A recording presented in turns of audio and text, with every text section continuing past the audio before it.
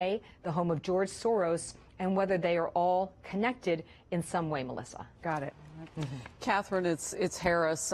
We're looking now, just to remind our viewers, because it's pretty thick with trees now, as this bomb-carrying vehicle heads out of the city toward a detention a bomb location where they can set it off. And what we're getting reports of, Catherine, and this is what I want to ask you about, the things that happen along the route in terms of readying ourselves for what they're going to find.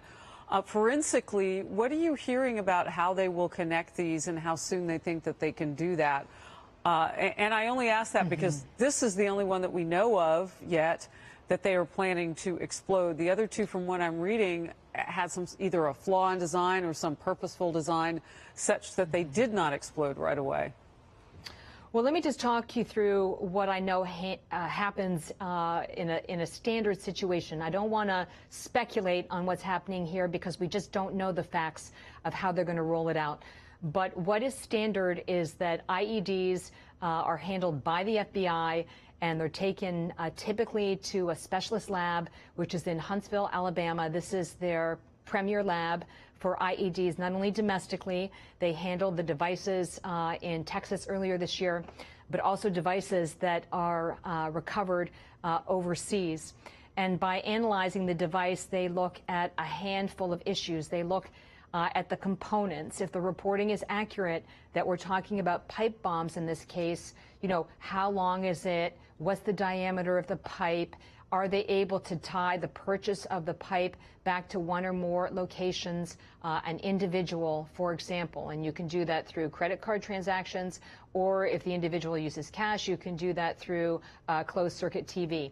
They're also going to look at the explosive powder that's contained in the device. Explosive powder can also be traced to a point of purchase or a point of origin, sometimes even to the lot number in terms of when it was manufactured. That's a much longer process, though. That's a days and weeks long process.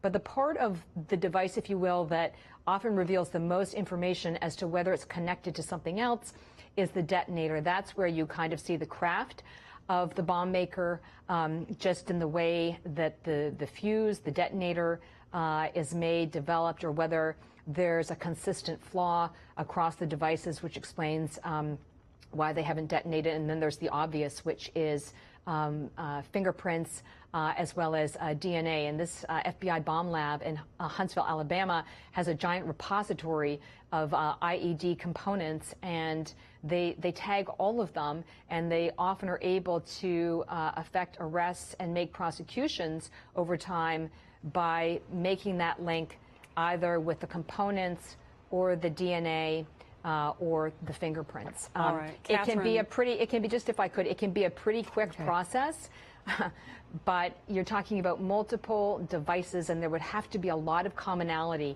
in order to identify an individual within a day or two. All right, Catherine Herridge, a very detailed standard procedure here, and we'll be watching for those points that you've given us as we see this unfold, you know, which ones they'll be hitting in terms of their forensic look.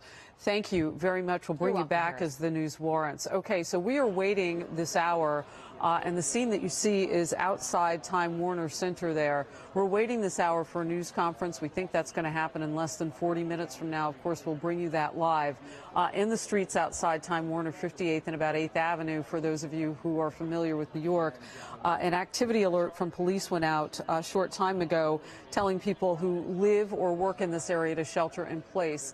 And while there wasn't a whole lot of detail that was given as people's phones were receiving this, what we do know is that they do not want people crossing into this area for two reasons. For one, they've now left with the bomb, the explosive device that's been described to us as a pipe bomb type device. They've left with that, and it has arrived now at the NYPD facility at the tip of Rodman's Neck and Pelham Bay Park.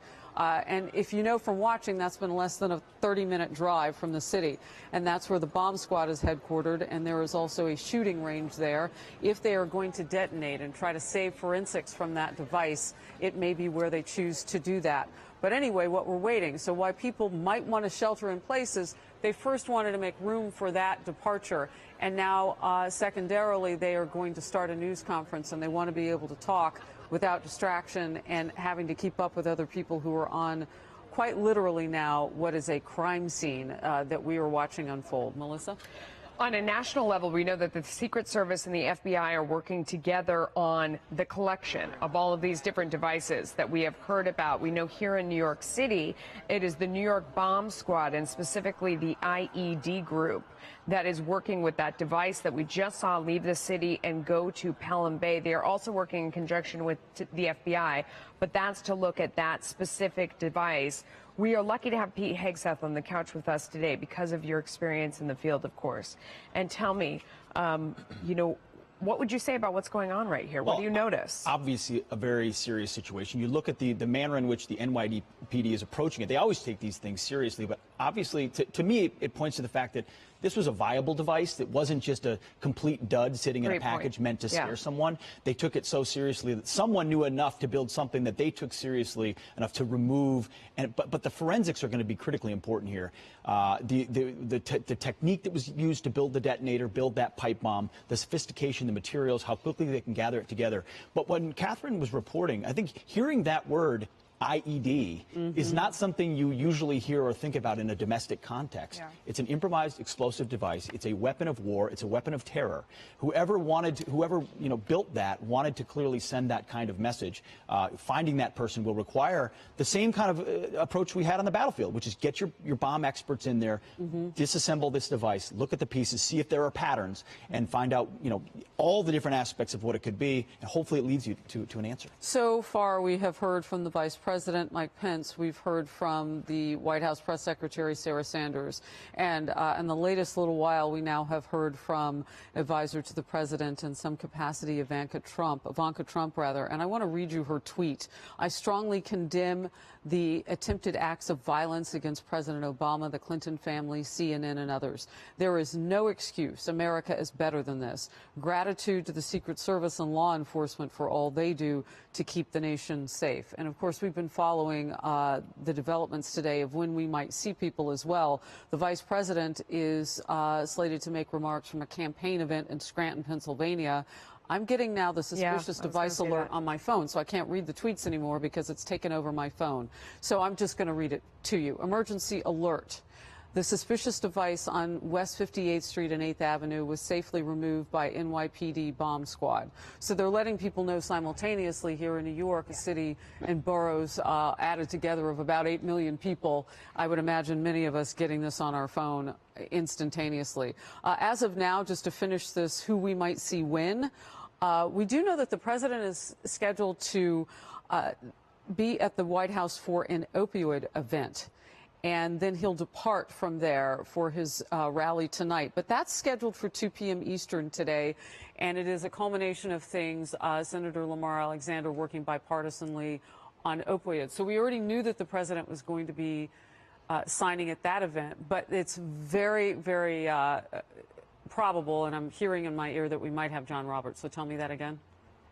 I think we have John Roberts right now from the White House who's standing by. John, are you there? Yeah. Hey, Harris. Good afternoon to you, Melissa. Good afternoon to you as well, and everyone there on the couch. We have not yet heard from the president. As you mentioned, we heard from Vice President Mike Pence, Sarah Huckabee Sanders, the United States Secret Service, which has now turned the devices over to the FBI and the ATF, put out a lengthy statement as well about the timeline about all of this. Nothing from the president at this point, though I suspect at this opioid event, which is coming up in about an hour and 45 minutes, we will hear from him then. And he'll likely probably also include it in his remarks in Mosinee, Wisconsin tonight for that political rally. Just to reiterate here, there were reports this morning that there was a suspicious device that was addressed to the White House. The Secret Service has said that, in fact, was not true. Mail from the White House and for former President Barack Obama does get sorted at the same facility just outside the downtown area of Washington, D.C. So perhaps that was the reason for some confusion there. But nothing addressed to the White House. The two packages, one to President Obama and one addressed to Hillary Clinton at the Chappaqua address as well. But clearly the White House, Department of Homeland Security, all of the federal agencies heavily involved here. Something like this is clearly treated with the utmost seriousness. The United States Secret Service has got tremendous investigative abilities when it partners together with the FBI, state and local law enforcement. And as people have been talking about all day today, your analysts and your learned guests, there is a signature to these things that even though it could be rudimentary, there is still some sort of signature to this. The devices do, according to some reports, seem to be similar. So tracking down the source of these probably will be something that law enforcement will get done in short order. Harris? Yeah, Catherine Herridge had actually given us quite a tutorial, if you will. It was so helpful. She's very good at that, yeah. The specifics in a standard sense of what they will do forensically to try to tie these together. You're standing outside the White House, obviously. I had just read the tweet from Ivanka Trump. We heard from White House Press Secretary as well, Sarah Sanders, and also the Vice President. And, you know, I just wanted to share this, too, because it's her parents' neighborhood that this is unfolding in. Chelsea Clinton also tweeted in the last hour or so, "Every day I am grateful to the women and the men of the United States Secret Service. Thank you." You mentioned the coordinated effect. My phone is going off again. The coordinated effect that the FBI and all of these agencies have when working together. You mentioned the Secret Service, and I wanted to share that from Chelsea Clinton as well. We are getting all sorts of alerts, and as a journalist, you know, John, we get reached out to with all sorts of information.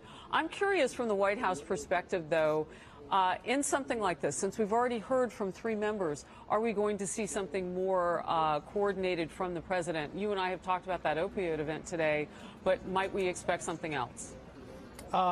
Again, I think that the president will probably wait until we see him in person to make remarks about this. And I've been monitoring his Twitter feed 24/7, 365 days a year. You're so good at that. And nothing so far from the president. I imagine if he hasn't tweeted about this so far, that he'll likely save his reaction until he's on camera, which should be a short time from now. We'll carry that event for you live, so we'll have it for you.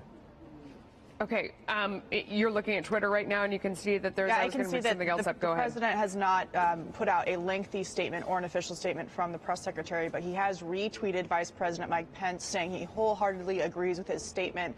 Press Secretary Sarah Sanders has also updated her statement from earlier, saying that this is an ongoing situation that President Trump and his administration are monitoring closely.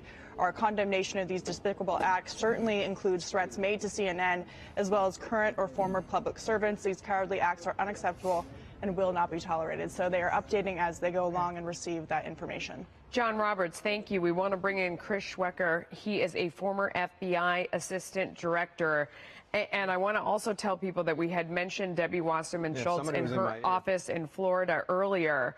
We're going to see if we have Chris, if he can hear us. But let me just tell you that it was, in fact, the Sunrise Police in Florida who tweeted out, "Alert, we are working an investigation of a suspicious package near Sawgrass Corporate Parkway. Please stay out of the area." And they give the address. "We will provide further updates as available." This is the location of Debbie Wasserman Schultz's office. So that's where that report was coming from. We do not have confirmed that there was a device found there. We just know that they have left the area. And see where you. Okay, you want to see this? Yeah, I want to see that because I've got one now in the Sun Sentinel that is a different report. Okay. Thing. Well, this is so this that's is a couple things on Representative Debbie Wasserman Schultz, and you can see the reporting here. Just adding to it. So I think we have Chris with us right now. Chris, obviously, you know, we're looking at now 4 confirmed devices. What's your thought on the pattern here? Are you with us? It seems like we lost Chris. If we want to move back to Capitol Hill, as we talk about Congresswoman Debbie Wasserman Schultz, Mitch McConnell, who is the majority leader in the Senate, has also released a statement condemning the acts, saying that they are attempted acts of domestic terrorism. Says as we continue to learn more, Americans are united in gratitude to first responders, the Secret Service, the Postal Service, and other law enforcement who protect leaders and public figures from such unconscionable acts. So the majority leader, who has, you know, is on Capitol Hill now, or not now, but he obviously has a huge role there, is watching this closely, as we've seen over the past weeks. Some of these threats coming in. I was just showing this. Pete and I were reading this together. The Sun Sentinel, suspicious package sent to the Sunrise office of U.S. Representative Debbie Wasserman Schultz. And so I was just going to read this report real quickly. Police are investigating a suspicious package discovered at the Sunrise office of Schultz. quote, "It was a package found at the building," said the Sunrise police officer, one of them. "It wasn't necessarily addressed to her." The Congresswoman was scheduled to be about 35 miles south in Miami-Dade County at the Coral Gables Women's Club when this was found.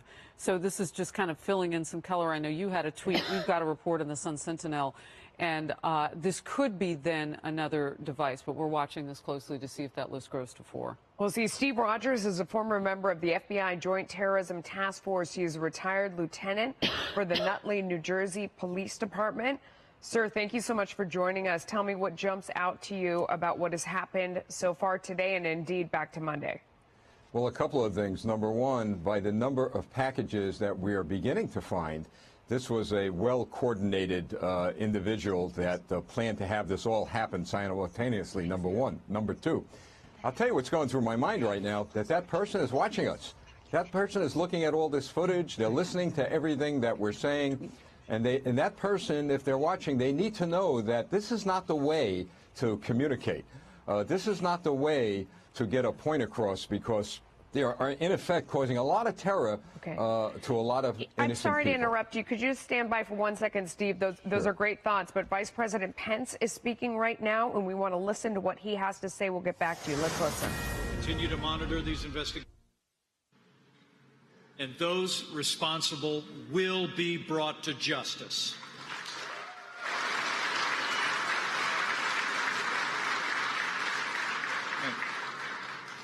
But it is great to be back in Scranton, Wilkes-Barre. I'll never forget the first time I gathered in this city. Just a few days after the Republican National Convention, where I'd gotten added onto a national ticket.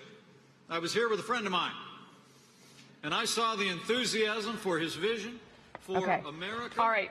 Obviously, he's not talking about the situation that's going on today any longer. He said that, they're going to prosecute whoever did this and go after them. Let's go back to Steve Rogers. Steve, you were in the middle of the thought that the person who did this is most likely watching right now. Yes, and I'm sure they heard the Vice President say they will be brought to justice. They will. But it's best if they turn themselves in. They're going to get caught. All the resources of the United States government, law enforcement agencies are involved in this. You've heard about the forensic studies, the analysis, the comparative analysis of each device is going to be made. They're going to get caught. They always get caught. So it's best the person turn themselves in and let's get this over with, because this is going nowhere fast. It's meaningful to you, I would bet, that none of the devices actually went off. What does that tell you? Well, thank God for that. You got to really look at how these devices were made, what material was used, and if they were actually made not to go off and just to spread terror, or at least not to go off at a particular time, that's where your FBI forensic psychologists will come, and they will try to build a psychological profile of the person that committed these acts. Yeah. Would you guys like to get in and so ask I'm you a going to question? add this in. Jessica, you and I were just talking about the situation with Debbie Wasserman Schultz's office. She was not there when they believe the device was found, but now the office has been evacuated after that report of a suspicious package. And I was quoting that Sun-Sentinel report just moments ago with local police saying that they are looking at this. So now we're seeing something kind of similar to what we saw at Time Warner Center, where a device, suspected device was found. They evacuate. They continue to investigate at that point. And if that is the case, that would bring our number to 4. Steve, are you still with us? Yes, I am. You are. All right. So from what we know just in the last 72 hours, and we can fold in the one at the home of George Soros as well, which brings the number higher. They're looking to see if these things are connected. What does it tell you if they are, and what does it tell you if they aren't, these devices connected? Well, I happen to believe, based on my experience, that they are connected because they've all been found pretty much within 24 hours or so. It says to me that there is at least one person is trying to send a message to whoever, and they're doing this by targeting high-profile individuals. Look, 2 presidents, George Soros, Debbie Wasserman Schultz, they're all high-profile people that may not be in line with the thinking of this individual that is committing these acts. So the common denominator here is it seems to me that the person committing these acts have more of a ideological dispute with these people than anything else. And this is not the way to send the message. And let's hope to God we don't find any more as we move on today. So it's interesting because as you're talking, of course, we don't know the details or the motivation behind all of this. You're looking at it with your forensic background. Katie, I know you're following a lot on social media right now. What are you seeing? Yeah, there's just no new information from any of the sources that we've been hearing from. Paul Ryan has also issued a statement. We should also clarify again that Debbie Wasserman Schultz's office, the one we're referring to, is in Florida, not on Capitol Hill. Sunrise. So as we keep moving here, we continue to see these devices showing up as, throughout the day. They were at the Clintons, at the Obamas, then to CNN, now down in Florida. They're being sent all over the country. So this certainly is not over, and law enforcement, according to what we're seeing with what they are putting out through the Secret Service and the FBI, they are continuing to treat this as an ongoing event. Yeah, that's an important point, too, because, Steve, early on, detectives and investigators had been kind of looking forensically at their past as well and trying to extrapolate, okay, so if they're all clustered in one area, what does that mean? But if, in fact, Sunrise, Florida comes into the point now with Debbie Wasserman Schultz's office, that kind of takes it perhaps in a different direction? Well, it sure does, but the common denominator I see here is the politics, the political ideology. That's what I'm driving at. No one has yet seen any of these packages sent to, let's say, conservatives, okay? And there's where the concern is. You just don't do these things. So basically, well, no sane person would, sir. I mean, I don't think it's this is not something. You're it's right. early. Well, yet. I think we It's have to early be yet careful to say. because when we saw all those bomb threats being phoned into the JCCs earlier this year, it ended up being a Jewish man who was calling them in. So we have to be very careful about speculating who's behind this until we actually have evidence of a suspect. Yeah, we don't know yet. Well, that's my point. But from a law enforcement background, you look at common threads, common denominators. I see. And then you start from there. And then obviously you have your physical evidence on the crime scenes, and then your forensics. But that's what you start looking at, common denominators. So we have a veteran on the couch with us, Pete Hegseth, and I would imagine that there's some ways in terms of what Steve Rogers is talking about that the military looks at things as well. I mean, IEDs, just hearing that word, that acronym today is jarring, but that's what we are talking about. And whoever individual or group of individuals are responsible for this, that's exactly the phraseology they want. This is domestic terrorism. It is either politically motivated, religious, we don't know what the motivations are, but clearly it was an attempt by someone or a group of people to make a certain group of people afraid or make them stop doing what they're doing. That is terrorism, and when you use pipe bombs and IEDs to do so, you're hoping to get at the consciousness and change the way we do business. Can I ask you a question about the device? Before we do, let's just reset the picture for just a second for people at home or at work or wherever they are tuning in and seeing a very large police presence on the left side of their screen. That is the lectern where we expect that big band of microphones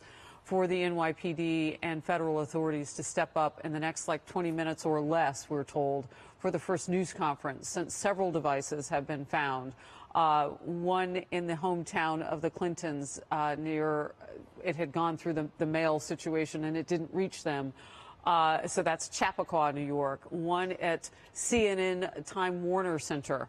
And that's the home of CNN. And we saw a mass evacuation there of Time Warner, several floors there. They took a device there and took it to a different location in New York, a detonation center for bombs. And then now we're learning of potentially another in Sunrise, Florida, with the offices of Debbie Wasserman Schultz. So we are following this. And that's just in the last short little while. Previous to this, George Soros' home, and also President Obama and the First Lady. So, Jessica? Yeah, I'm curious about the order of things, and obviously we don't know who did this, and I would say they're most likely not sane in any way to have done something like this. But I'm wondering how normal the practice would have been to have done George Soros yesterday, or about 24 to 36 hours on Monday, and then wait. And then carry this on, and whether that might lead us to believe that this was someone doing some sort of copycat type thing, and the George Soros incident was isolated. And should also add that he's very lucky his mail gets collected outside his compound, so it doesn't get inside there or anywhere close to his house. Well, and Pete, I wanted to ask you questions about the actual device, because the term pipe bomb is a very general term. We don't know the details of the device that they drove out of CNN earlier, but based on your experience, can you give a little bit more detail about what that could mean? What do people, when people think about pipe bombs or IEDs, it can be very scary. How sophisticated is it? I mean, they can be sophisticated. They can be very rudimentary. They can be large. They can be very small. It all depends on the type of explosive. What is contained? Are there nails? Is there a buckshot in there?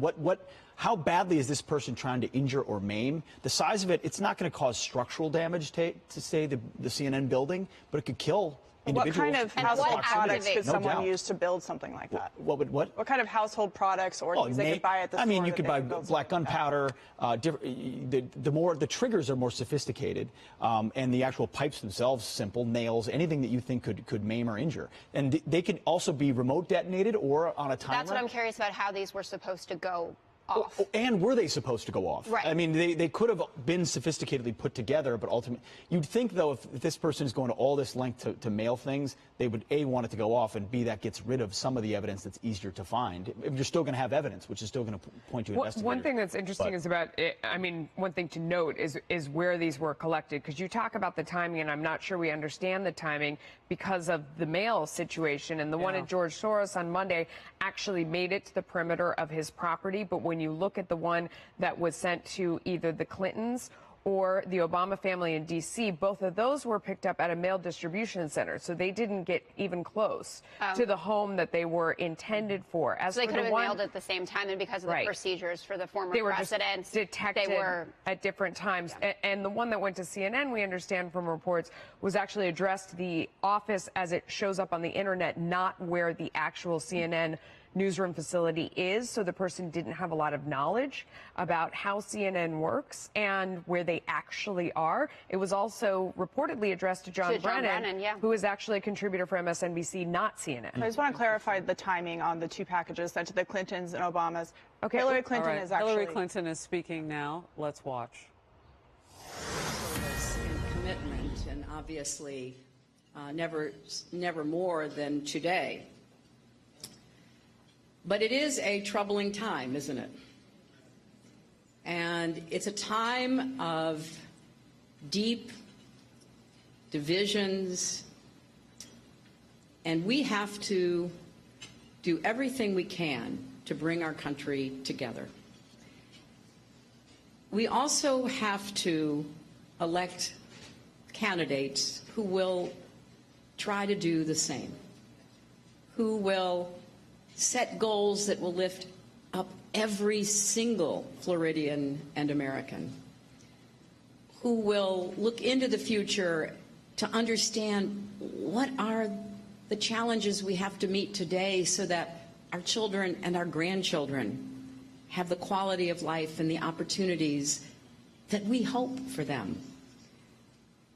Usually when people ask me how am I doing, which happens quite often, I say, well, as a person, I'm great. As an American, I'm worried.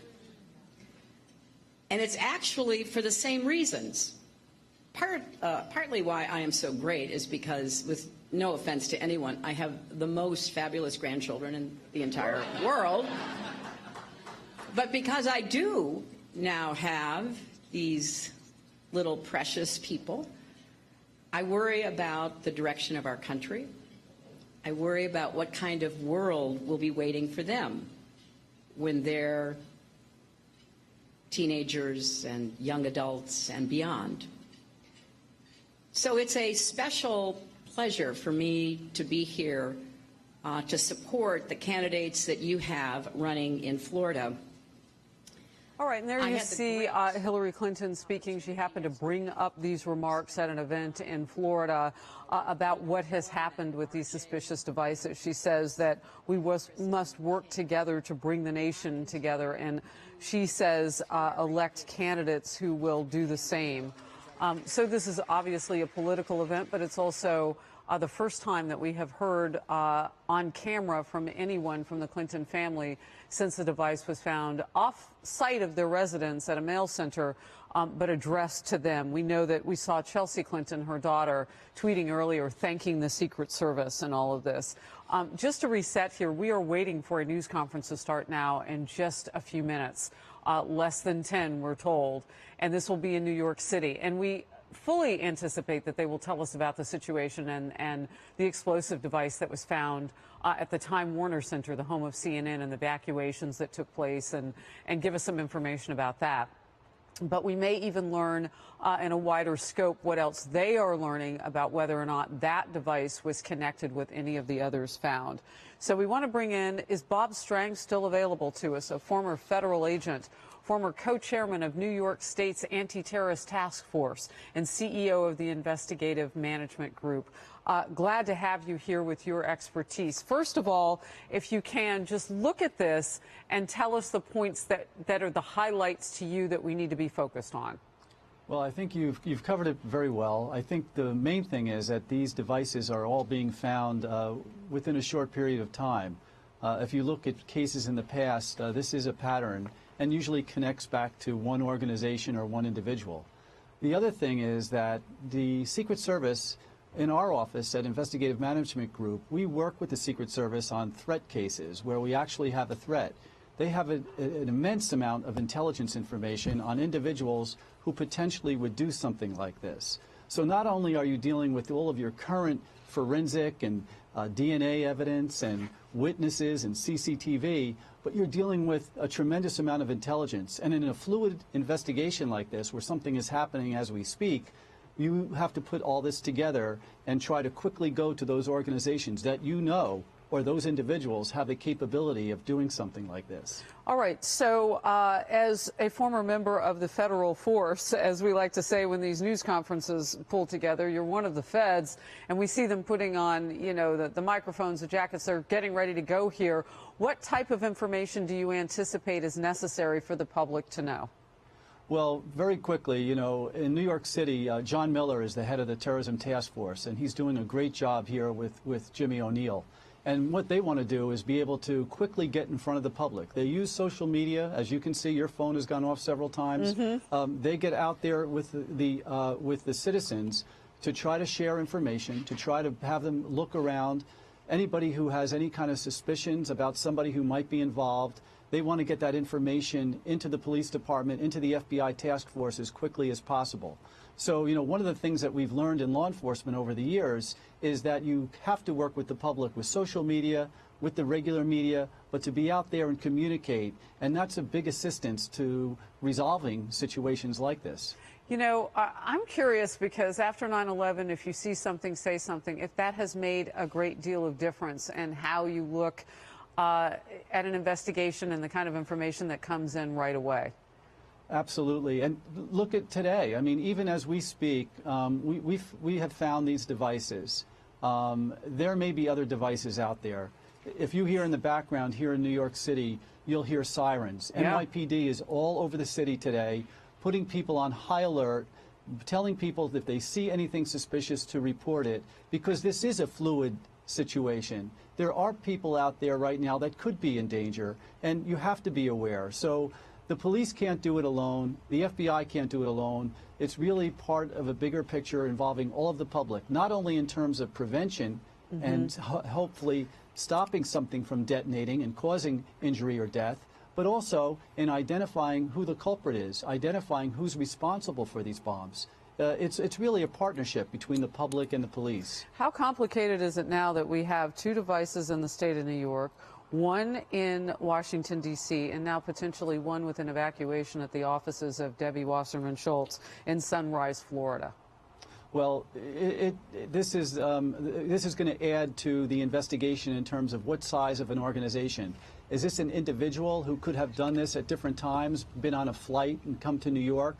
Is it someone who could have driven from George Soros's house to Chappaqua, where Hillary Clinton lives? Is it what's the time difference? That's part of the equation in trying to determine who's responsible. You couple that with the intelligence information and other information coming in from the public, and even though it's very quick, it's happening instantaneously. Every second, we're getting more and more information. Yeah. If I could jump in and ask you, it's actually 3 devices that are in the state of New York. Let me ask you, including Soros, right? How significant, because we've been asking everyone this, how big of a deal is it to you that none of these actually went off? Do you think that it was a lucky break, they weren't intended to be, or what does it tell you? We just don't know yet.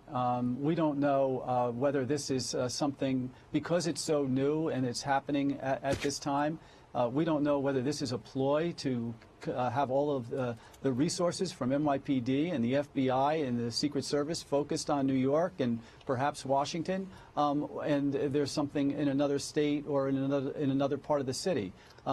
We don't know the sophistication behind the developer, the person who's put these together, or the people who's put them together. So there's no answer yet until you actually take a look forensically at that bomb to see how it was made. All right. Bob, thank you so very much. Sorry for the little pause there, but we've got some breaking news coming in to lay on top of what we're already covering. Bob Strain, we really appreciate your expertise and time. Thank you so very much. We are now finding out that the U.S. Secret Service has intercepted another suspicious package sent to the office of former Attorney General Eric Holder. That's in Florida, we are told. We have not confirmed this yet at Fox News, but it is per multiple media outlets. I want to bring in Chris Swecker, a former FBI Assistant Director. Chris, you're with us by phone? Yes. Oh, you're right on I'm screen. There we go. Thank you so very much. So I want to drill down now, because now the situation seems to be widening even further. And that's where the feds come in and they have more of a Gestalt view. Walk me through what happens next as we begin to find more devices. Right. I mean, we're starting to see a pattern. We were already seeing a little bit of a pattern. We have unexploded devices that were screened by some very effective mail screening centers, and it highlights the effectiveness of these mail screening centers that have come into being since 9/11. But we've got a forensic bonanza. There'll be plenty of evidence that'll be exploited by the FBI's evidence response teams on all of these sites. I suspect the Soros, if it is in fact related, the Soros explosive device is going to be further along since it was delivered earlier, probably because it was not screened. But, you know, of course, they're going to be looking at this as a potential terrorist motive, whether it's on one side or the other. And as you correctly pointed out earlier, this doesn't necessarily mean that someone is espousing some sort of conservative ideology and targeting Democrats. It could be someone who's trying to get the Democratic vote out and incur sympathy. So, it could go either way. That's an interesting point, yeah. And that's why we always caution against that speculative. And I understand, why investigators say, well, we want to start, and if arrows are pointing in one direction, kind of follow that. But they could be the same facts for different reasons, as you're pointing out. Correct. The investigators will not reveal much of their thinking in that, in that respect when they do their press conference. They're going to walk a fine line between giving the public the information they need to protect themselves or potential victims and not releasing important facts that they can use to check against tippers or people that might call in with spurious information. Melissa, you and I were on the couch together when the Austin packages were, exploding, and we were learning so much in Austin, Texas, months ago now. And one of the things I remember is that they would tell the public what to look for, but there was not a lot of specificity. And so I'm wondering, as you say, they don't want to fill in very many gaps, Chris, well, what can they tell us to help? Because if there are literally more packages out there, and it would seem that there's somewhat of a trend now, but what are we looking for, and how much can they tell us and not step on their own probe? Sure, I think they're going to be very general in telling people to have their mail screened, particularly high-profile political figures. They're all probably being contacted behind the scenes already anyway as potential victims. They're going to describe the types of characteristics of these types of packages probably so that they can be rapidly identified. And again, I mentioned earlier mail screening centers. These came in after 9/11 because of all the activity, the mail activity, post 9/11, so most large corporations most political offices have an off-site mail screening center, but someone like George Soros, obviously not. Yeah. I mean, when you look at a trend and you talk about who to contact in order to tell them to protect themselves, as it's laying out, these are, all people that were connected to are members of the former administration. If you look at, John Brennan, as we reports say, that's how the CNN package was addressed. He was obviously the CIA director. Eric Holder was obviously the Attorney General. Debbie Wasserman Schultz was, the chairman of the DNC. President Obama, obviously. Hillary Rodham Clinton was obviously Secretary of State at that time. George Soros, a donor to that campaign or to that administration. That lays out at least, now we're just saying as you look at it and try to see a pattern where you would kind of put out feelers to see where else to look or who to protect in the near term, that does seem like a pattern. You would reach out to other people. I'm sure, as you said, the Secret Service already is, or the FBI out there, trying to look for similar things in other people that were connected to that administration potentially. What do you think? Yeah, there is an obvious pattern here, but you can't make any assumptions either way. Sure. Let's hope this is a lone, demented individual. I think by definition they have to be mentally disturbed. And when you mix political ideology or any kind of politics with mental illness, it's a pretty toxic combination. So these people can be mentally ill but also capable. And as I mentioned earlier, pipe bombs are very easy to make, unfortunately. And that is probably the most prevalent type of explosive device that you see by amateurs. So we'll see how this plays out. We don't have a lot of facts here, but it does appear to me, at least at first glance here, at first blush, that this is sort of an amateur operation. Chris Wecker, formerly leadership of the FBI, we appreciate your time and your expertise. We'll bring you back as the news warrants. Great to see you. Thank you. Thanks. All right, so on the left side of your screen, here's what we're watching. And we now have just inched past by about a minute and a half when we thought this news conference, or had been told, it would be starting. Of course, we are all very anxious to get information here.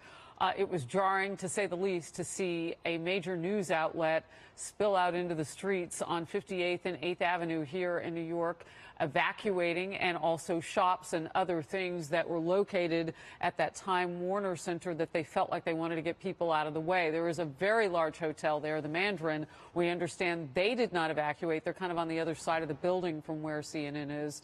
But now the news conference begins. Let's watch together. Good to go. All right, good afternoon, everyone.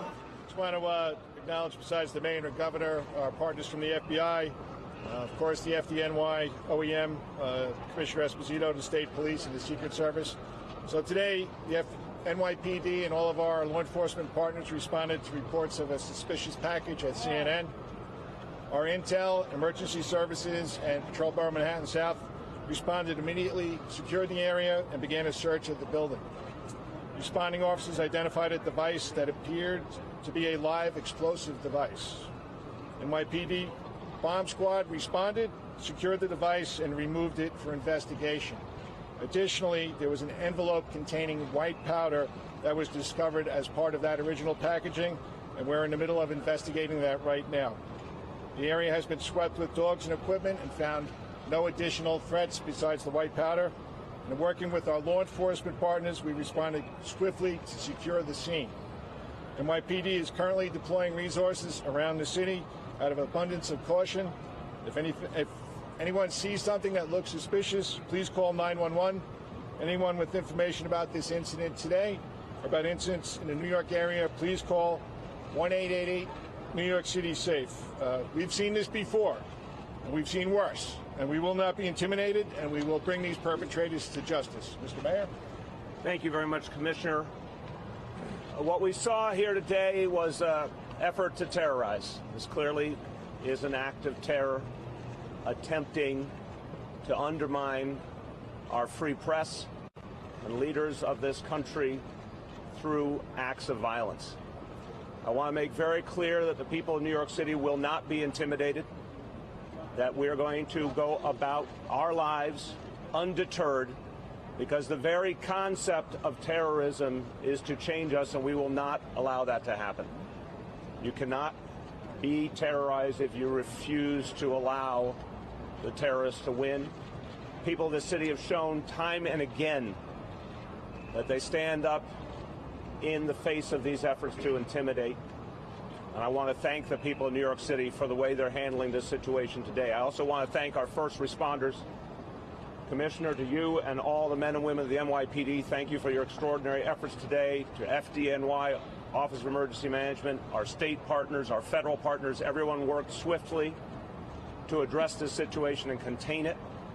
I also want to commend everyone at CNN for the professionalism with which they handled this very troubling incident. We, at this time, do not have other credible and specific threats against locations in New York City. I want to let all New Yorkers know you can go about your daily routine knowing the NYPD and all these other agencies are here to protect you. It's important to note that this is an ongoing investigation. As we have more information, we will provide it. But I emphasize there is no specific threat against any other location in this city at this time. That said, the NYPD and all of our partners have reinforced our very clear, visible presence at key media locations around New York City and other important locations. So you will see a lot more police presence. That should be reassuring to all New Yorkers. Finally, I want to say this is a very painful time in our nation. It's a time when people are feeling a lot of hatred in the air. And incidents like this exacerbate that pain and exacerbate that fear. We cannot let the acts of a very few change who we are. It's really important at a moment like this to remember the vast majority of Americans, the vast majority of New Yorkers are good people trying to live in peace with each other. There are a few people, and we don't know who they are today, but there are a few people trying to tear us apart through acts of violence. It is imperative that we ensure they fail. It is imperative that we act as the good and decent people that we are. This is a moment in history that's painful, but it will pass. This too shall pass. But today, the important point is everyone can rest assured the NYPD and all other agencies are out in force to protect the people of this city and to make sure that they can go about their lives safely. Thank you. Governor Cuomo. Thank you. Thank you, Mayor. Thank you, Commissioner. First, let's remember that we have the best police force and the best law enforcement agencies on the globe. And we want to thank the NYPD and the state police and the FBI and the Joint Terrorism Task Force, the Secret Service, all who have worked seamlessly together and are coordinated. And we should take comfort in that level of professionalism that we have in this city and in this state. As everyone is aware, there have been a number of packages that have been received. Last night, there was the Secret Service detected a package at the residence of President Clinton and Hillary Rodham Clinton. They notified the state police and the NYPD. We personally checked on the president's residence in Chappaqua at about 4:30 this morning, and everything was fine there. This morning, obviously, we have the CNN package, and I want to echo the professionalism with which CNN has handled the situation and the cooperation that they brought to the situation. So I would like to thank them for that. This is the world we live in. Terrorism, the attempt to spread fear, is the world that we live in. It is heightened lately. The mayor is exactly right. There are more tensions than usual, but this is the world we live in. Also, a little perspective. The first terrorist attack in New York City was 1993, 25 years ago, was the bombing of the World Trade Center. So in some ways, this is nothing new. We have lived with this for a long time. Actually, my father was governor at that time. This has been a circumstance of being who we are and where we are. We are New York, and we are an international icon, and for some, we're an international target. Terrorism only works if you let it work. What they are trying to do is scare us and destabilize us, and we will not allow that to happen. We are New Yorkers. We are smart. We are tough. We are resilient. And we will not allow these terrorist thugs to change the way we live our lives. They fail unless we allow them to win. And we will not allow them to win.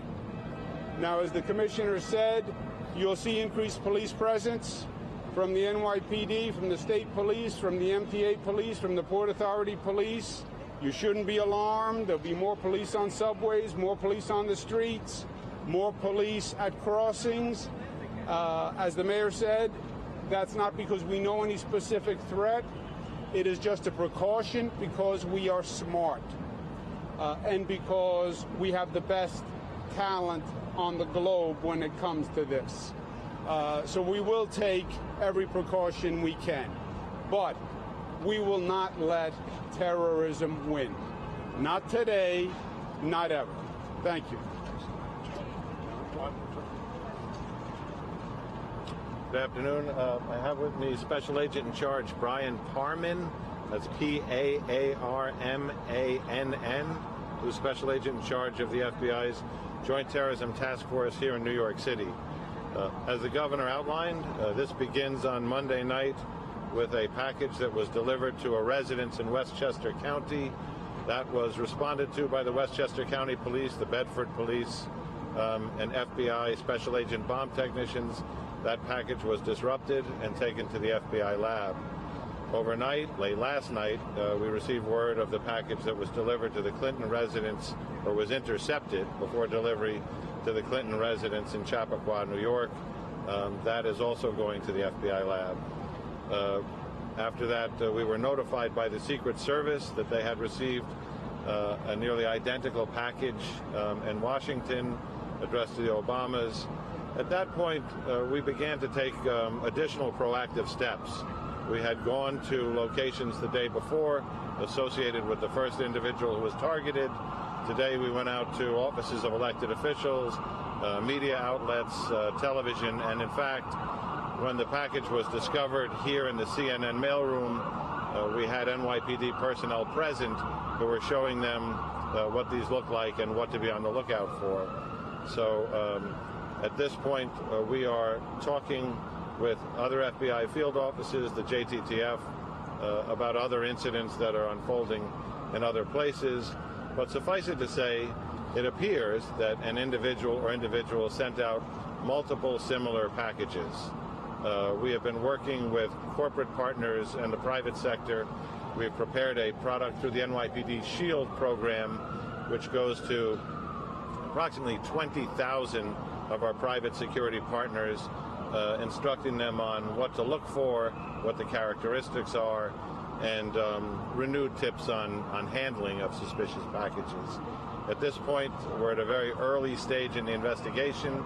This is being led by the Joint Terrorism Task Force here in New York City with the FBI, the NYPD. We've had assistance from the New York State Police, who are part of that task force, and assistance from the Bureau of Alcohol, Tobacco, and Firearms. So it's a big group effort. The incident here today, once the package was discovered, emergency service was notified. They called the bomb squad. The bomb squad was able to safely remove a device contained in that package using the total containment vessel, the TCV, or in simple terms, the bomb truck. That has gone to our range at Rodman's Neck, where FBI Special Agent bomb technicians will work with our people on how to get it to the next stop, which should be the FBI lab, so all of this evidence can be examined together. There is an additional issue which is being worked on now, which is within the package that contained the suspected device is also some kind of powder. That's being tested now downstairs, so the mailroom area is still being contained while we go through the various steps to test that on a field test, package it up safely for removal, and decon that area and anybody who came into contact with it. We're going to take, just keep in mind that this just happened a couple hours ago. It's still ongoing. So we're going to take some questions. We're not going to be able to go too deep into it. Yes.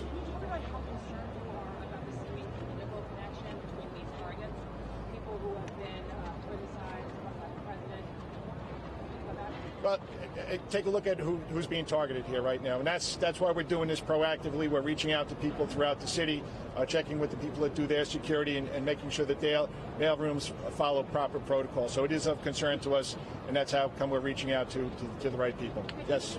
Hold on. Mayor and Governor, earlier this week, the president amended city congressmen for assaulting a journalist. There's been all sorts of threats to journalists and shootings over this year. Do you have a particular message for President Trump in light of what happened at CNN and to critics like John Brennan and like Look, I'm just going to say something broad, because at a time when there's a lot of hatred and division, it does not make sense to exacerbate it. Let's just say this to all public officials of all partisan affiliations. Don't encourage violence. Don't encourage hatred. Don't encourage attacks on media. You could disagree, but you have to show respect for people and air your disagreements peacefully. So, unfortunately, this atmosphere of hatred is contributing to the choices people are making to turn to violence. There's no question about it. And the way to stop that is to turn back the other way, to bring down the temperature, to end any messages about the use of violence against people we disagree with. And that has to start at the top. Again, look, this is a political year. It's a political season. We are weeks from an election, and that's obviously in the air, and that's an obvious fact. But we've been through many political seasons, and we have political differences, and that's actually good for democracy. What is not good is overheated rhetoric, extremism that pushes people to violence. And at the end of the day, we may have political differences, but this is one country. We're all Americans, e pluribus unum, out of many one, and keeping the debate and the dialogue civil is very, very important. And for elected leaders who in many ways set the tone, it is especially important. Hold on. Right there. Can you describe what the device looks like that was found? John? Sure. Brian Parman from FBI JTTF.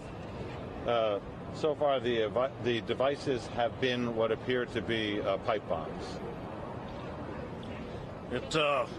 If I could, I'd like to make a statement. I know that a lot of the public right now is scared and concerned, and there's a lot of confusion surrounding this.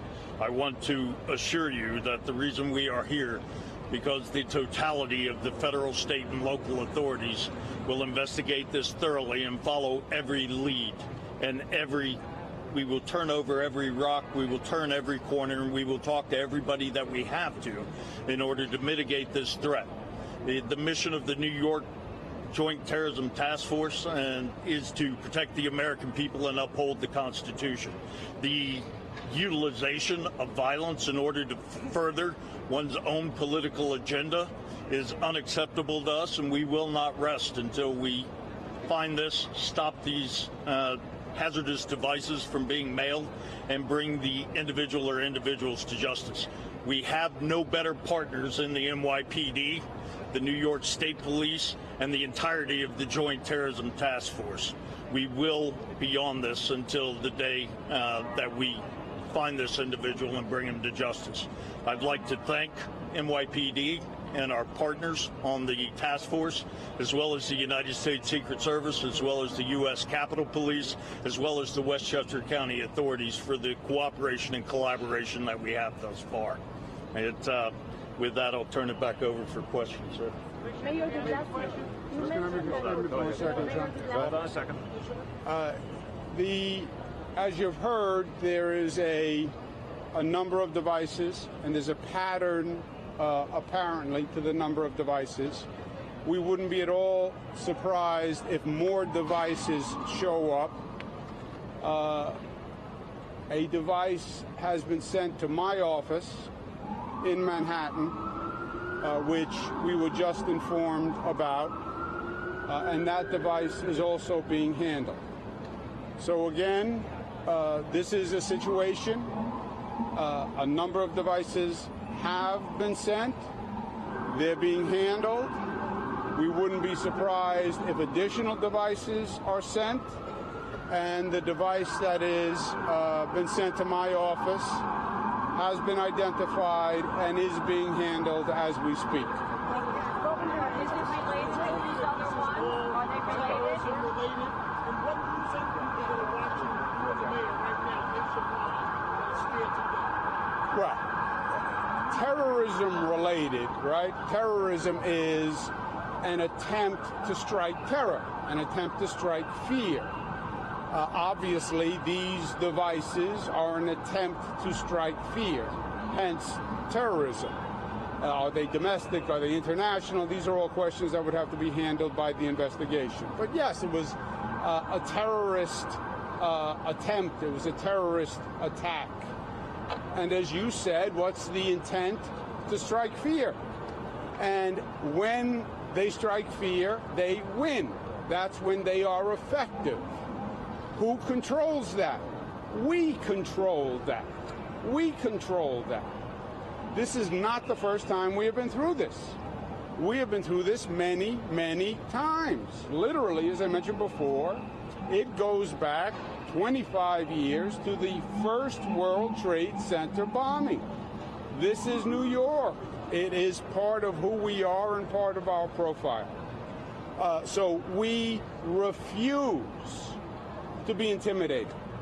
We refuse to allow them to make us afraid of going through our daily lives. We have the best law enforcement agencies. We're all working together.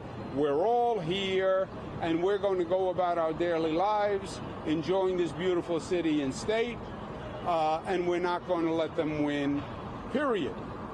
Kate, you had a question? More questions, guys? Was anything written on the packages? What was the return address? Yeah, Zolan, I'm not going to go into what exactly was on the package, okay? It was consistent with the other packaging, though. Listen, we have to go back to work, so we're going to give you updates throughout the day.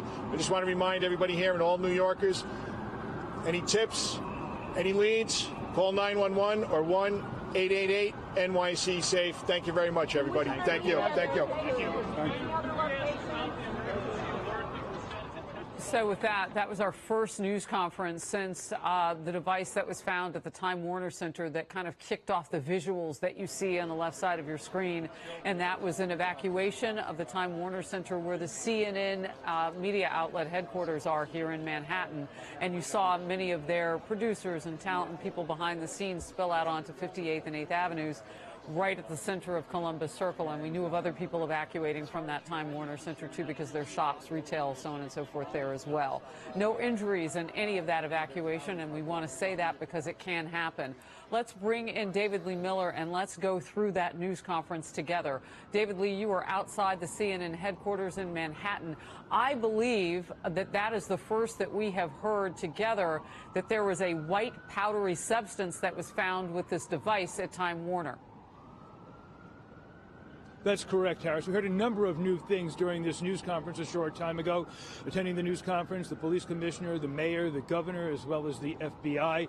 But one of the headlines was that there appeared to be a white powder that was found along with this metal tube, presumed to be a pipe bomb. Listen now to the words of New York City's police commissioner, James O'Neill. Responding officers identified a device that appeared to be a live explosive device. NYPD Bomb Squad responded, secured the device and removed it for investigation. Additionally, there was an envelope containing white powder that was discovered as part of that original packaging, and we're in the middle of investigating that right now. No further information about what that white powder might be. We were told that the explosive device was taken to an NYB facility in the Bronx. From there, it is going to be taken to an FBI lab. New York City's Mayor Bill de Blasio made a point repeatedly of saying, Harris, that there is no specific, credible, additional threat to New York City. But that aside, in an abundance of caution, there is going to be beefed up security throughout the city at high-profile locations, including other media offices, as well as hubs of mass transportation. We also heard a few moments ago New York State Governor Andrew Cuomo saying that his office also received one of these suspicious packages a short time ago. The authorities also mentioned that all these packages appear to be similar, and the governor went on to say that the person or persons behind them, in his words, are thugs. All of those who spoke today, Harris, made a point of saying that New York City is not going to be intimidated. Whoever is behind this wants to terrorize people, and they are not going to let that happen. There's going to be increased vigilance, but there is not going to be fear because of what has transpired over just the last few hours. And lastly, Harris, it bears pointing out that the device found here at the Time Warner Center, presumably like many of these other devices, was a relatively crude device, a pipe bomb, relatively easy to make and inexpensive. But now it is more than 3 hours since this device was discovered at the mailroom here, and you can see how much fear, nevertheless, that it has resulted, how it has caused this city to change its way of doing business. 58th Street, a major corridor at this hour, still remains closed. It bears pointing out 8th Avenue, which is in front of the Time Warner Center, was never shut down. They want to, as much as possible, go about business as usual, but this simple, crude device has affected the lives, at least in some way, of hundreds of thousands, if not more, New Yorkers. Harris? Well, and you heard the leadership there that we will not be deterred. We will not be deterred. We are strong. So, David Lee Miller, I just want to ask you one quick question, though, because people have watched the story unfold from across the nation now. And just in the last week or so, we all got that mass notification on our cell phones. And now here in New York, millions of us getting an alert today. How much of that information now has changed? I mean, are people still sheltering in place? What are people being told to do? Because our phones for a while were alerting quite a bit. That's right. I have not seen any recent alerts, but earlier today people were told to shelter in place. Presumably that's because they were actually moving this explosive device. Now 58th Street, as I mentioned, still is shut down. They have cautioned people not to come to this area. But I'm going to pan around here, Harris. I'm going to let you take a look for yourself, and our viewers can see. This is the scene outside the Time Warner Center. This is 8th Avenue, and you can see the traffic continues to flow. There's a police barricade set up, yellow tape, lots of tourists who are here. But this is a pretty resilient city, as you and I both know. Amen. And people... And I want to stress this a lot, as much as possible, are going around about their lives as much as usual. That said, the Time Warner Center is still shut down. The CNN facilities are still, at least as best I know at this hour here, not operational, but that could change. We were told that CNN's president, Jeff Zucker, sent out a memo a short time ago saying that a second or an additional sweep was taking place inside the building. Again, we hear the phrase, an abundance of caution. They found one device. They want to make sure that there aren't any others. Harris? David Lee Miller, thank you very much. Sitting alongside here on the mezzanine, Bill Daley, a former FBI investigator and expert on high security, I should say, for high-risk buildings. That would be a lot of buildings in New York City. And one of the things, Bill, that people may not know, and we'll feather this out and get to the other areas, too, because now Florida has come onto the landscape as well. We've got D.C. And upstate New York, outside of New York City, where devices have been found. So I do want to ask you about that. But just here locally, the Time Warner Center is kind of iconic because there are 2 towers that sit on that property. And from a distance, I mean, if you're a tourist, if you're not here locally, they are reminiscent to 2 other towers that we know of in our history. And so when all of this was unfolding, you and I talked about that gasp that people in New York had, and now that resilience comes through. But this is a special type of crime scene here, not just at Time Warner, but when anything happens in New York. Absolutely, and you can see by just the outpouring of all of the officials who show up here, the various representatives of different law enforcement agencies working together. I think that was highlighted in that press conference where they've come together working collectively, both through the Joint Terrorism Task Force as well as their own various disciplines, and be able to handle these type of situations. I think, Harris, the other, I think, a very on the positive note of this, it was a very kind of sad note, and indeed, that these things are happening. But the fact that they've been intercepted, that kind of post 9/11 world, that people responsible for buildings, responsible for security of high-profile individuals, have caught these before they actually detonated, before they actually were received by the individuals. And there's several safeguards that have been put in place since 9/11 that help people deal with that, including we saw here where there's a concern over white powder, which you mentioned was brought up. What is the significance of that? I mean, I know that psychologically what it is, you know, oh, is it anthrax? Is it this? Is it that? It's part of that, if you will, by a terrorist, a terror game. But what is it really? Like, how does it change the investigation and how they handle the scene?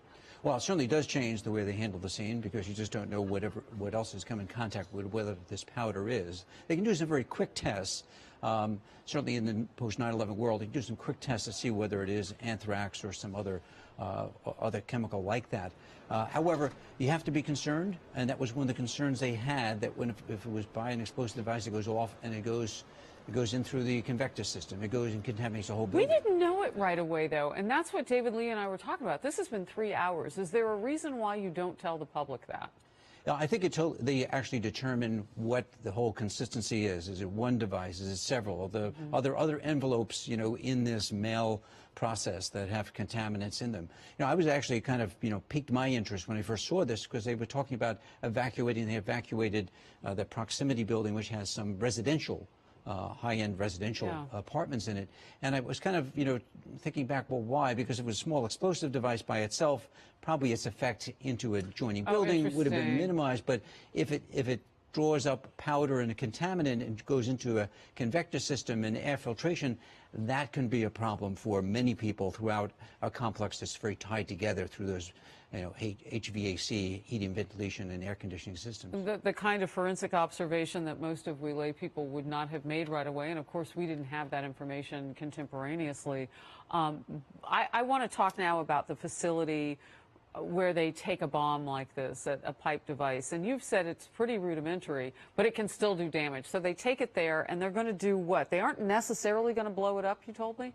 No, they certainly would rather not blow up the device, if at all possible. The thing is to remove the detonator, to defuse it, and in this case, in New York City, they'll bring up to save the pieces, the materials. Exactly. That is a treasure trove of evidence, forensic evidence that can be used to hopefully quickly find out who or what individuals may be associated with this. You want to find out how it's wired, where the wires come from, what type of detonation device it is, what kind of explosive material is in there, if it is a pipe, where the pipe come from. There are a number of leads that can come from just examining that forensic evidence. And so you don't want to destroy that if at all possible. Real quickly before I let you go, and you know, I appreciate you being with us this afternoon as the news warrants, where we may come back to you. New York, D.C., Florida. This isn't just one crime scene. But it impresses you, at least from when we were talking while we were watching that news conference together, that there are so many similarities that are being even talked about openly from authorities among these devices. Why? Yeah, exactly, and it was mentioned in a press conference about the similarities because, you know, it does start to suggest that they may have all gone out at the same time by individuals who had kind of a cooperative effort to do this, and making sure that maybe they all arrived around the same time, give or take 24 hours, and depending upon processing facilities. And so I think that's something very important here, because I think you start to see similarities. and we don't want to be, we don't want to be confused by similarities to say they're not going to try something different or couldn't manifest itself elsewhere. Copycat or something. However, like that. it does start to suggest that maybe it's contained within an individual, a small group of people, and maybe those people able to get to quickly and mitigate any future incidents. Bill Daley, thank you very much for being with me.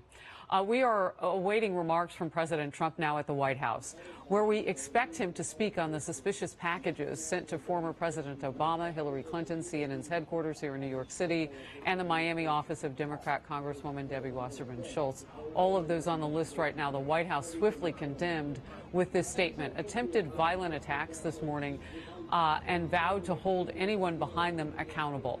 Chief White House correspondent John Roberts has been with us covering this at the White House. John, this latest reaction that we await is actually at a news conference or a signing, if you will, for a bill on opioids, but the president now expected to talk about this. Yeah, it's an event that is going to happen at 2 o'clock this afternoon in the East Room, and it's a very ceremonial type of event when you have things there. It's very formal, but we do expect that the president will top his remarks with something about this. So far, the only thing he's tweeted is that he agrees wholeheartedly with the tweet that was sent out by the Vice President, Mike Pence, earlier today. But a short time ago in Scranton, Pennsylvania, at a campaign event, the Vice President did top his remarks with a reference to today's crisis. Listen to what he said. These cowardly acts are despicable and have no place in American society. I want to assure you we've deployed the full resources of the FBI, the United States Secret Service, and they're working very closely with law enforcement officials. We'll continue to monitor these investigations, and those responsible will be brought to justice. We're also hearing from the First Lady's office, her spokeswoman Stephanie Grisham, with a statement a short time ago saying, quote, Mrs. Trump condemns all forms of threats and violence and thanks law enforcement for their heroic efforts. We are hearing a lot of praise for the Secret Service today. It's because any mail that is destined for the White House or destined for what are called protectees, and that would be former President Obama, former President Clinton, George W. Bush, George H.W. Bush, Jimmy Carter, goes through a mail screening facility. It's just outside of downtown D.C. Here in Washington. That's where the suspicious package that was addressed to President Obama was found and was contained, never got anywhere near the former president's home. And there's a facility in Westchester County, which is where the one that was addressed to the Clintons was found and contained. So the Secret Service doing yeoman's work as it always does, standing guard for its protectees and making sure to the best of their ability that those entrusted with their protection do remain safe. Harris? Well, and we saw a tweet from Chelsea Clinton, the former first daughter, who was thanking the Secret Service as well. And we've heard already today, as you pointed out, the White House Press Secretary Sarah Sanders and also Ivanka Trump responding to what's happened and the role of the Secret Service. John, before I let you go real quickly, because what you're highlighting is where the professionals in terms of protecting high-profile targets, those main screening facilities. But at CNN's headquarters here in New York and perhaps potentially at Debbie Wasserman Schultz's office in Sunrise, Florida, we don't know yet, but these would have been other types of employees. And just a shout out to them as well. I mean, this really puts a fine point on if you are coming into contact with packages for anybody, we lean on you first as that kind of filter, if you will. And I thought it was really interesting what the NYPD was saying in that they had NYPD officers, experts at CNN at the time that this package was discovered, telling people who were in the mail sorting facility. And I worked in that building for 4 years back when I was with our now competitor.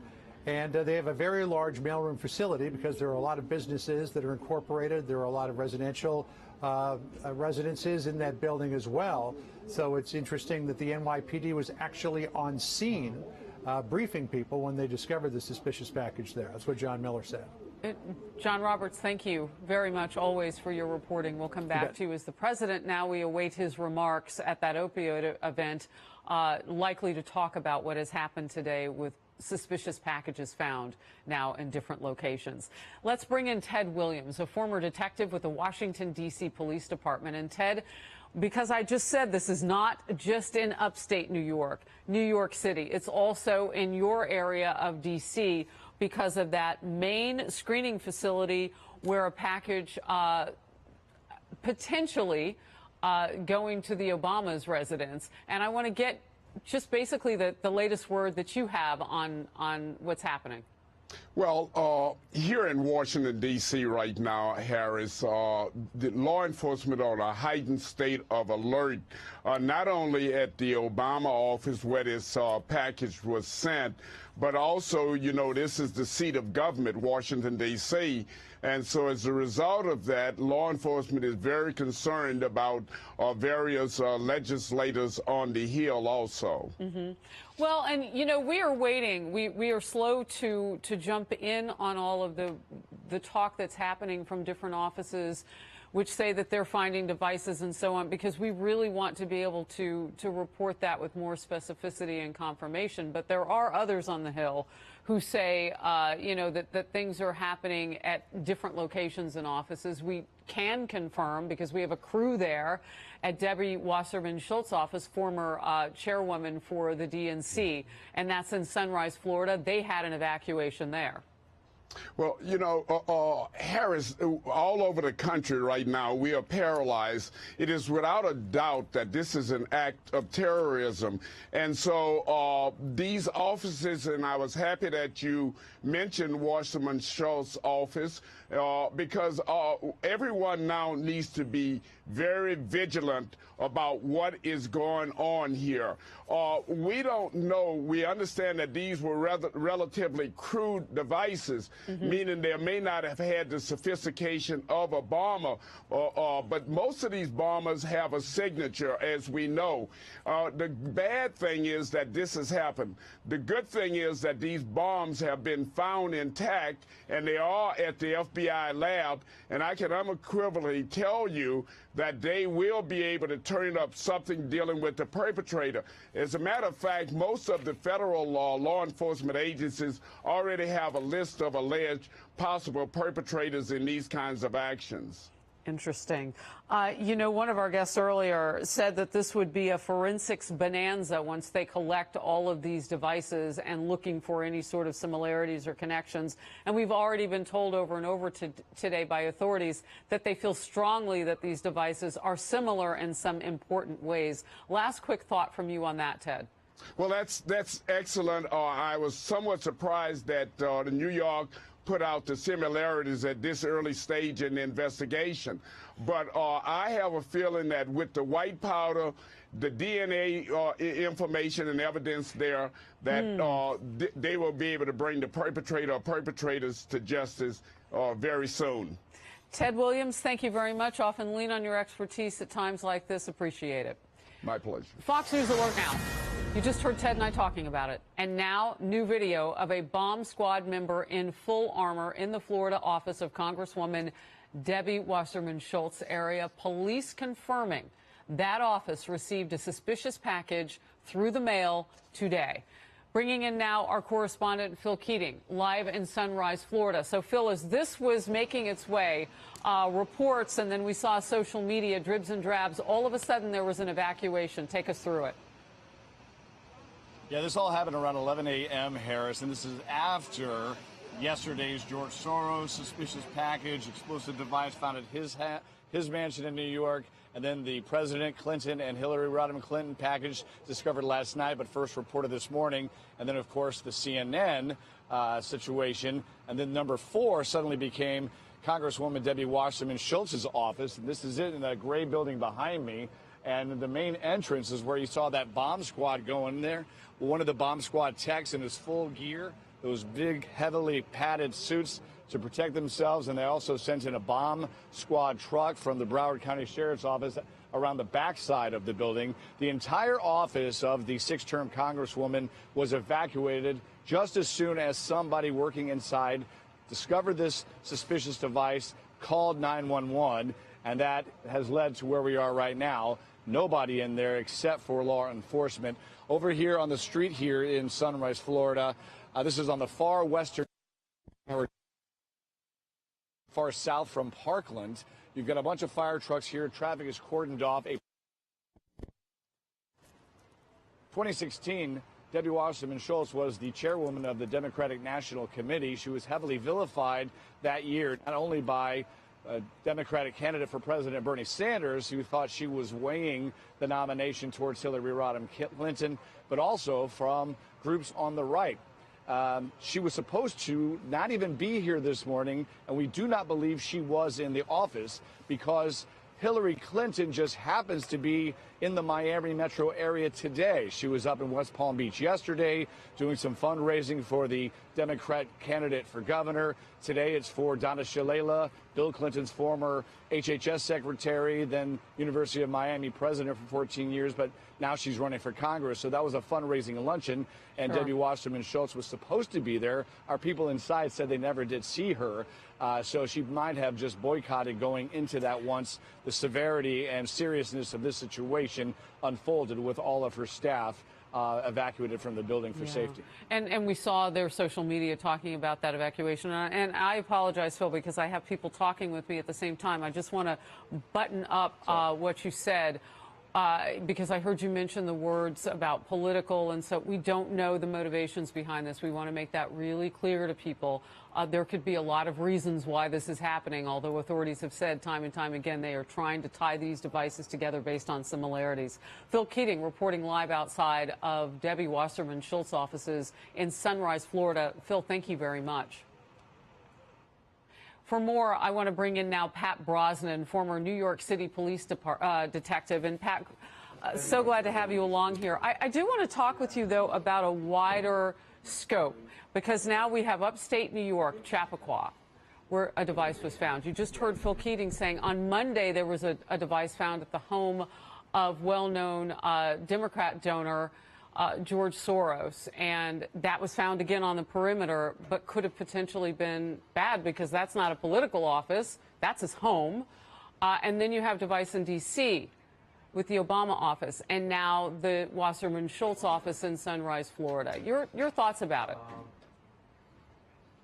Well, it's extraordinary on every level, Harris. The fact is we haven't had a well-coordinated multiple attack scenario since the Weather Underground and the FALN back in the 70s and early 80s in New York City. So this is both equal parts terrifying and extraordinary. But to your point, very difficult in terms of complexity of investigation because you're looking at multiple crime scenes in multiple states and no true and sustained coherence between prospective targets, as you pointed out. Soros on Monday, today, the events of today, the latest attacks 5 and 6, there doesn't seem to be an alignment of ideological perspective that would inform the discussion relative to motive. I mean, we understand the means, we understand the opportunity, but the motive remains right now very ambiguous. Because we don't know the who, is what I learned from you time and time again, Pat Brosnan. Yes, indeed. Very well. And you're an excellent student, Harris, because the fact Thank is, you. Without the who, it's very, very difficult to connect the dots. Yeah, you for know, the it's why. reading tea leaves. So let's talk about the fact that none of these devices has detonated on its own or remotely, as far as we know. I don't even know if they'd have that kind of capability, because everything I'm learning is that they're pretty basic, rudimentary type devices. But I suppose anything can blow up.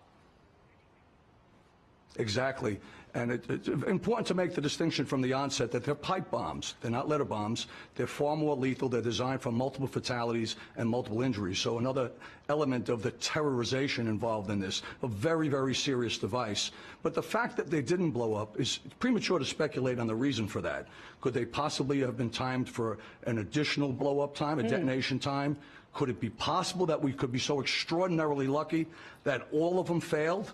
I personally don't buy into that one. I don't think we'll ever have that kind of luck. But under the tutelage and leadership and stewardship of Commissioner O'Neill and the great John Miller and the rest of the folks at JTTF, I feel personally very safe. And in fact, a big salute to the Secret Service. They caught 2, and that's a big deal. The U.S. Postal Service, again, it speaks to complexity, right? We're in a democracy. Can they catch and intercept every device? I think it's an unreasonable demand, but these are different days indeed. Well, let me tell you how blessed they are over at the CNN Time Warner Center. I mean, that went through a mailroom. I don't know if you could hear John Roberts. He used to work in that building. went through a mailroom where there were residences. It isn't just CNN. It wasn't that much specificity to get it into their newsroom. But that put a whole bunch of people in harm's way. And why do we think that? Because they loaded it up on a truck that looked like something that was designed at NASA and put it in that bomb truck and took it away from here to do what they needed to do with it, whether either take it apart, you know, try to not have to detonate it or whatever, to try to save as much of the material as they possibly could. Well, I got to tell you, the folks at CNN should count their lucky blessings. They had the equivalent today of a Powerball win. That is some extra terrifying stuff. And the fact is, as mentioned earlier by your FBI correspondent, the fact is these devices will genuinely and likely release a treasure trove of prospective clues and breadcrumb trails that will help to identify the likely perpetrators here, because there's going to be all manner of intricacies of clues and layering of purchase dates and all kinds of stuff that'll be done. So that's why it's very important that they don't detonate out in Rodman's Neck in the Bronx. But when you see that big bomb squad truck ferry that away and it was inside the building, that is a Powerball day. So thank God. Very, very close. Thank the good Lord indeed. And you hear that acronym. IED, improvised explosive device, is what they have called it, in addition to being a pipe bomb, and it's jarring to hear it. Pat Brosnan, thank you very much. My pleasure. Let's bring in Chief Intelligence Correspondent Catherine Herridge, who's been working the story from Washington, D.C. today and bringing us some details. So, Catherine, one of my first questions for you is, this now involves different states. And at the high level in D.C., what are they talking about in terms of the tone and the texture of this investigation? Well, Harris, when you have crime scenes spread across multiple jurisdictions, it often kicks it up to a federal level for some degree of coordination. We reported earlier that really there's a joint lead here between the FBI and the Secret Service. But perhaps even more importantly, it goes to the idea of possibly multiple individuals. And if it's a single individual, a great deal of premeditation to build the devices and then mail them. I want to spend a few minutes here talking about the device that was recovered at CNN. We learned at that news conference that it was a live explosive device, but that it also had some white powder. White powder, from my experience, can have a couple of different functions. One, if it's just inert, is designed to slow down the entry of forensic teams, bomb techs, and first responders, because if it's something like anthrax, it can be easily aerosolized. Even if it's an inert powder, it can have the effect of causing a larger evacuation because it can get up into the air conditioning systems. That's also what we saw at CNN. So it's a way to amplify the impact of the explosive device. And we also heard from the head of intelligence at the NYPD, John Miller, at that news conference, I think another important building block of this investigation, that they saw with the device that was recovered in Westchester, New York, targeting former Secretary of State Hillary Clinton, that it had a number of similarities to the device that was recovered here in Washington targeting the former president. Here's John Miller. Late last night, we received word of the package that was delivered to the Clinton residence, or was intercepted before delivery to the Clinton residence in Chappaqua, New York. That is also going to the FBI lab. After that, we were notified by the Secret Service that they had received a nearly identical package in Washington addressed to the Obamas. We also heard at that news conference from the New York State officials, the governor, Andrew Cuomo. In the middle of that news conference, you'll recall that he confirmed that his office had also received a suspicious package and that it was being investigated. He anticipated, he told reporters, that there would be more suspicious packages in the coming hours or days, indicating that he believes this may possibly be just the first wave of what has really been described as some sort of terrorist-style incident. I would also add that if there's another building block to focus on, it's that initial device that was discovered at the home of George Soros. Earlier today, we were told that it was built by somebody who seemed to have some experience with explosives. And the question for investigators is whether they are all connected, whether it's part of an individual or a group's effort to target individuals on its face, senior Democrats, or whether this is a coincidence. The or a device copycat. found, right, or a copycat. But I would add that the number of devices, I can't emphasize this enough, even if they are crude, this takes time. It takes a safe space to create the devices and then to also get them into the postal system. And now we have that other layer of the white powder. Again, this shows premeditation.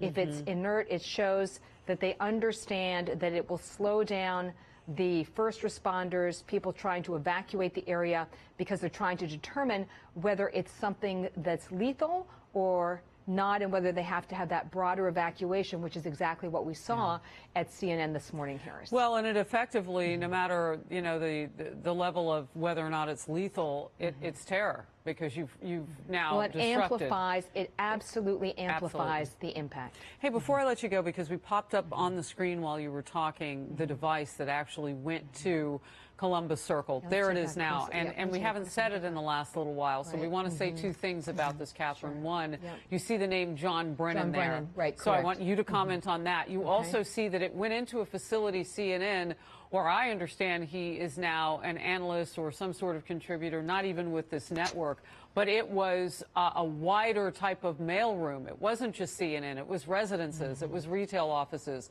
But let's start with the Brennan. Well, John Brennan is the former CIA director under President Obama. He resigned. He did not serve under the current president. He's been a very vocal critic of this presidency. I think I want to leave it at that in terms of why he was targeted.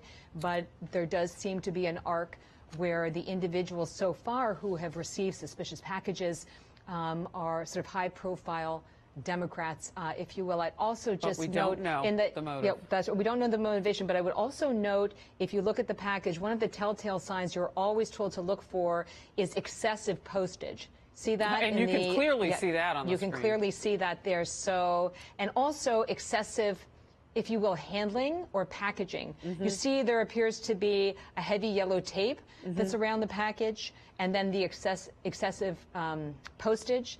I'm not going to go into a lot of details about packages I have received over the years, but I can tell you that these are the telltale signs that the feds tell you to look for to flag something that really could be a problem. That is very helpful information, because the see something, say something has to have some specificity in terms of some of this. Catherine Herridge, thank you very much. You're welcome. Bringing in now New York Congressman Pete King, member of the House Homeland Security Committee here in New York. Great to see you. Thank you for being along. Do you know any more about this device that was found at the New York governor's office? He brought it up, and I don't think anybody was expecting to hear that one had just been found at his office. No, that was the first I became aware of it, that the governor's office may have also received one of these devices. I have been talking to some people who are peripherally involved with the investigation, and it appears the consensus is, but it's an early consensus, that it is the same source sending these out. Now, that's not exhaustive, that's not final, but there's a number of similarities, and that's really as far as I can go. So I think that's the premise that they're sort of operating on, but I think all options are still open. All right, so we've talked with FBI and other federal authorities. We've talked with local authorities.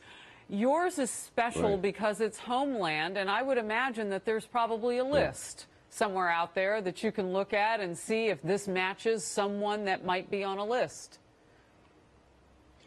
They would have that. Definitely Homeland Security would have it. The FBI would have it. Also, the NYPD has a fairly extensive list. At first, of people who could possibly have done it, and also of potential targets also. So you can be sure that right now the counterterrorism unit, the NYPD, is examining this exhaustively, looking into every aspect of it. I'm sure there's also counterterrorism officers out at various locations around the city, either actually watching or either out or warning the people in those facilities as to what to look for. So, no, this is a full court press. And one thing we learned since 9/11 is once something like this happens, everyone springs into action. And there's also so much more coordination. So there'll be an exchange of information. I mean, you saw how quickly the NYPD was on the scene, and then we're going to have the FBI and the Secret Service. and Homeland Security will certainly be involved. So this is going to be a full court press. The state police here in New York, especially now if the governor's office is involved. But it is not the terrifying thing, but the concerning aspect about this is that this many of these devices were able to get through, at least be put in the mail and coordinated. So it shows that there is a level of coordination here. Now, whether or not the person is an expert bomber, the fact is he was pretty clever and pretty shrewd as far as being able to, he or she or they, able to put all this together. If it does turn out that they're all, coming from the same source, and right now you would have to think that that's the case. You know, right above you is video here in New York City, and we talk about being resilient on the East Coast because we deal with this sort of thing. Sometimes it doesn't even make national news. They'll shut down a bridge or a tunnel. I know coming from Jersey, and we'll find out later in the day they had found or were looking for something. Today, though, was really a trigger point, if you will, emotionally for people as they saw so many people out in the middle of the streets of New York. And I would imagine when D.C. and Florida and other places experience these devices, they look to New York and leaders like yourself to kind of give them a word. So I ask you now to put on your hat that is almost like that make a strong hat again, because you have been through so much here in the city. Right. Yeah, listen, one thing we learned in New York is you have to stay tough, you have to stay strong, you can't be giving in to these people, you can't show any fear at all. The fact is, law enforcement, whether it's in New York or whether it's in Florida, the fact is they are trained and ready for this. This is not 9/11. This is a time where everyone, again, an alarm goes off and they know exactly what to do. And the worst thing we can do is to go hide in our basements or hide under our desk or call people up on the phone in some kind of panic. The idea is be strong. You see it in New York. People are walking by. They're walking by almost brazenly to show that they're not intimidated by this. And that's, whether it was London during the 1940s when they were being bombed, or it's New York after 9/11, or New York today, and I'm sure it'll be the same in Florida. Everyone has to be tough. We cannot show any fear at all. All that will do is encourage more attacks. Have faith in law enforcement with FDNY, NYPD, first responders all over the country. If everyone does what they're asked to do, we are going to come out on top and we're going to prevail. Representative Peter King of the great state of New York, thank you for that word. Thank you. Appreciate your time. Harris, thank you. Absolutely. Secret Service has intercepted a suspicious package carrying potential explosive devices sent to Hillary Clinton at her Westchester County, New York home. Brian Yanis is live from that scene outside the Clinton residence in Chappaqua, New York. So, Brian, we have just in the last little while seen the scene outside of Debbie Wasserman Schultz's home down in, or not home, but offices in Sunrise, Florida. This is our first opportunity now to hear from you outside of the Clinton residence. Tell us about what the response is there. Good afternoon, Harris. Well, there was an increased police presence, and there still is. There were helicopters in the air. There's about a dozen cameras that were here in Chappaqua, New York. The Clintons have been living here for about 18 years. The home behind me is it's behind trees. It's in a cul-de-sac, so they actually bought the home next to them so that the Secret Service could better protect the Clintons. That was back in 2016. There's an 8-foot fence around the home. Now, from what we understand, this package was stopped by a screening professional, screening technician at an outside facility here in Westchester. Is that this package, this device, did not get anywhere near the home of the Clintons. Now, President Bill Clinton was home at the time. The former Secretary of State Hillary Clinton is in Florida campaigning with Donna Shalala, who is running for the House there. She was the former DHS Secretary. Take a listen to what Hillary Clinton said earlier today about this device. It is a troubling time, isn't it? And it's a time of deep divisions, and we have to do everything we can to bring our country together. We also have to elect candidates who will try to do the same.